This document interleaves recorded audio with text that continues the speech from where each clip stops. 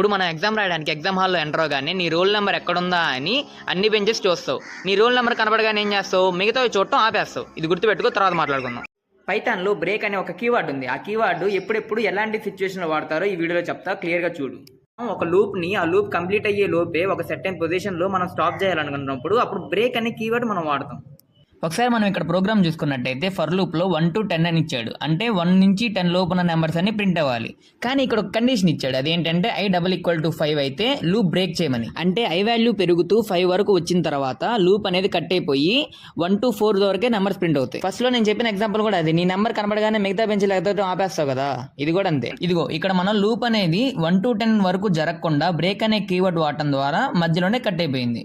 In case మనం break అనే keyword ప్లేస్లో కంటిన్యూ అనే కీవర్డ్ పెట్టామనుకో, ఆ ఒక్క నెంబర్ తప్ప మిగతా అన్ని ప్రింట్ అయిపోతాయి. మనకి ఆ లూప్లో ఏ నెంబర్ అయితే వద్దో ఆ నెంబర్ తప్ప మిగతా లూప్ అంతా కంటిన్యూ అవ్వడానికి కంటిన్యూ అనే కీవర్డ్ వాడతాం. ఇక్కడ అవుట్పుట్ చూడండి, 5 తప్ప మిగతా రేంజ్ మొత్తం ప్రింట్ అయిపోయింది.